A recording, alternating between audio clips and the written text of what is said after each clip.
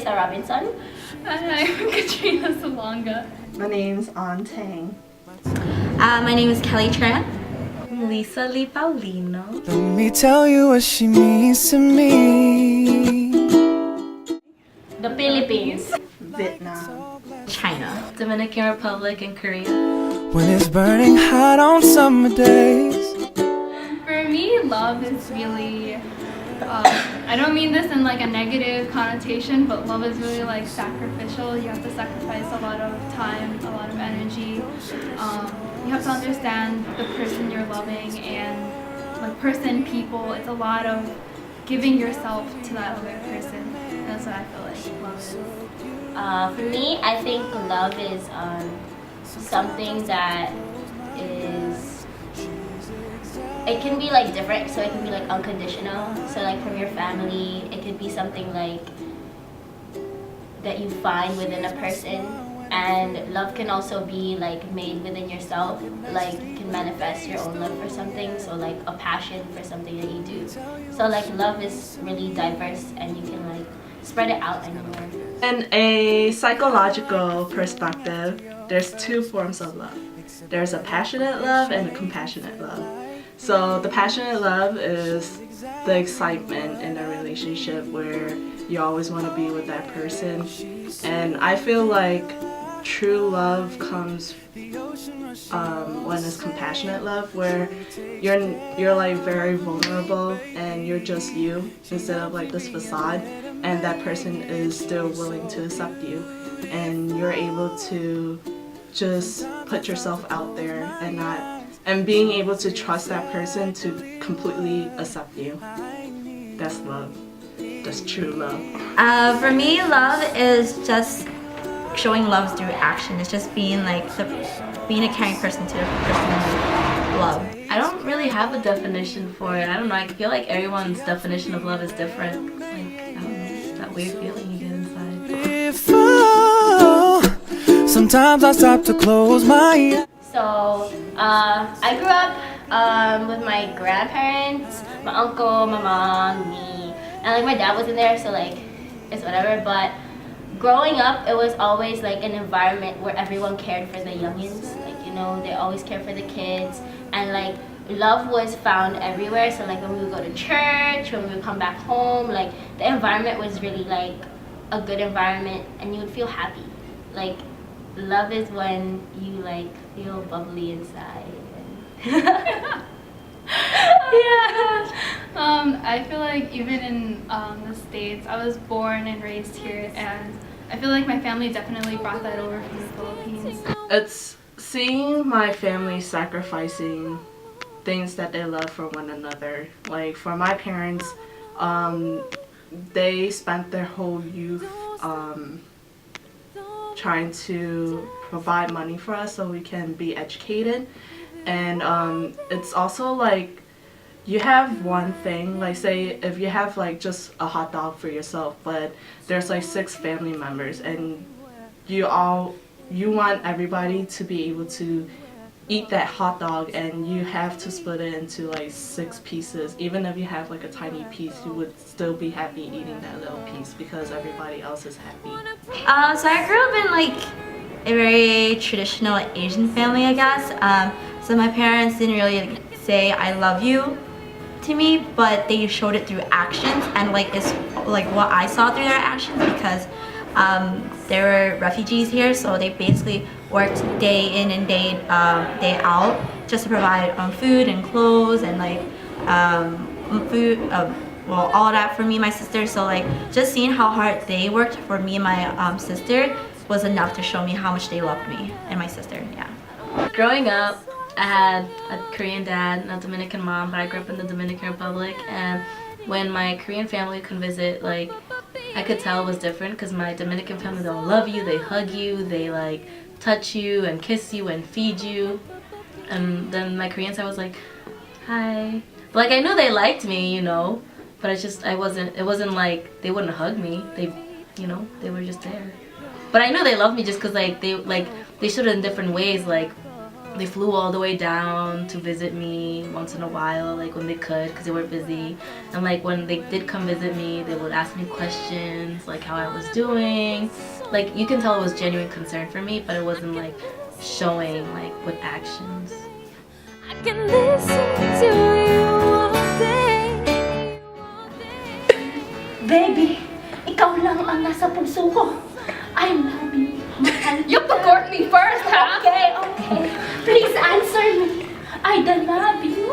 You have to ask my father. Okay. Father, please give me your daughter's hand in love. And yes, okay. So, Filipinos are very strict. Okay, you cannot have boyfriend until you are 18 years old. Even if you're 18 years old, if you go to school, you have to finish school. No boyfriend. No. No boyfriend. No boy that is friend. No, nothing. Okay? Do you guys both have boyfriends? Yes.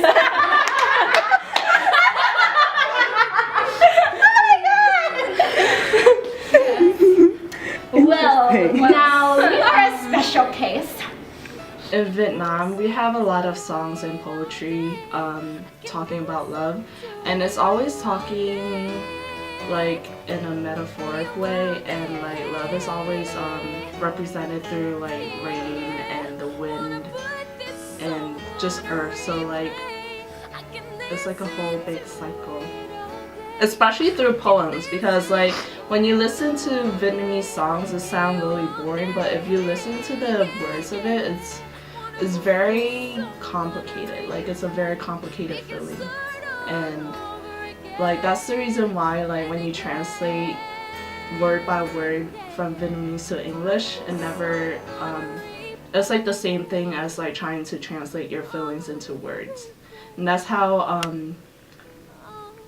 special love is in Vietnam. Like it's something that is really hard to describe.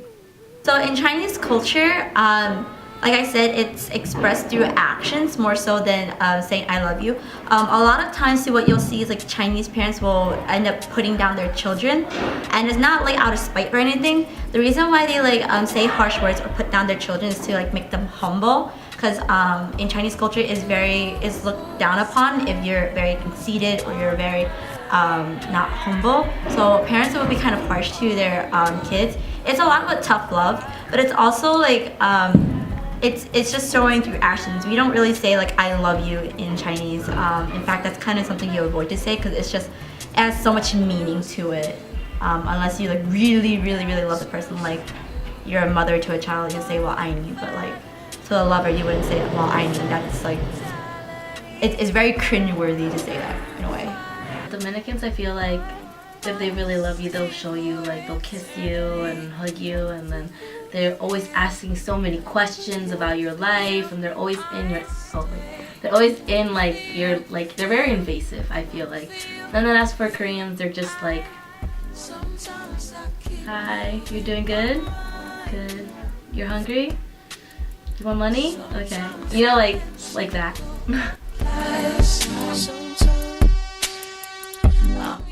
I like the way love is expressed in Filipino culture, because it's not just like an old-fashioned traditional type of thing. It's like it's through like so many different ways, like modalities. Like whenever you go into a party, they'll be like, oh, did you eat yet? Come here, come eat, and you'll be like, nah, I just ate like 5 minutes. But then you have to eat the food. Yeah. Because they force you. So yeah, they force you. They give you food. They make sure you're like full. But like either way, I feel like Filipinos are really like hospitable, and they'll always take care of you. They're always like very caring, very loving, very like selfless in like the work that they do. And I think that's like one of like the best things that I really love about Filipino culture. And I feel like that's one of like the greatest ways that we express our love. I think it could, like, yeah, it's like tough love, and maybe we can improve in like showing it in a more American way, where it's like, oh, I love you, and like here's some stuff that shows that I appreciate you and stuff like that. I do think so, but then like in Chinese culture, especially if you say it in like you speak in like a Mandarin, for example, do we have other ways of saying like I love you? They'll be like saying like, oh, you are the only one for me, or you are this type of like, it'll be like an adjective person to me, and that's just like a way to show like importance.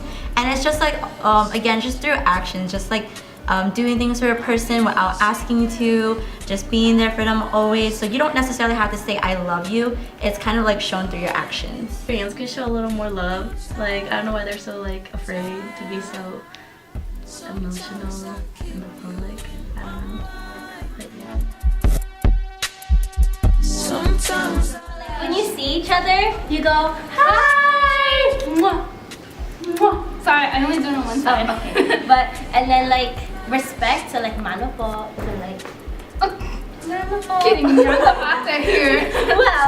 well, so like, it's like little things of affection. Yeah, so beso is more of like casual.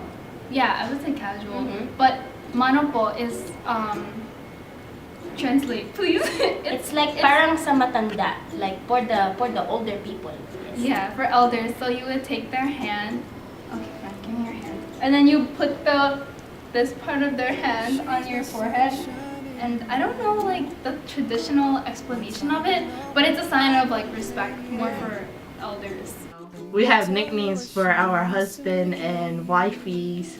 So my brother and my sister-in-law, they have like cute nicknames for each other, and it's kind of weird. It's like Sao, which is like chubby husband, chubby hubby.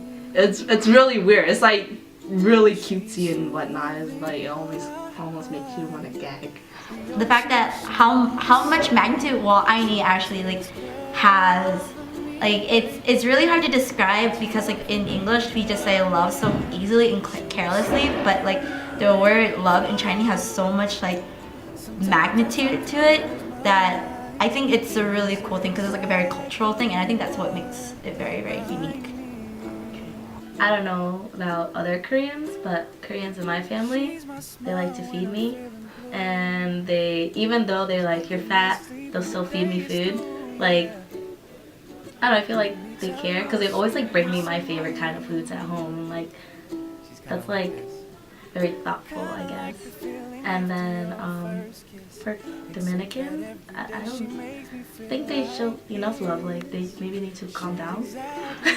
I feel like Aini, Te amo, 我写了 사랑해요. Mahal kita! Of me, baby. She helps me be a better man. She's so beautiful.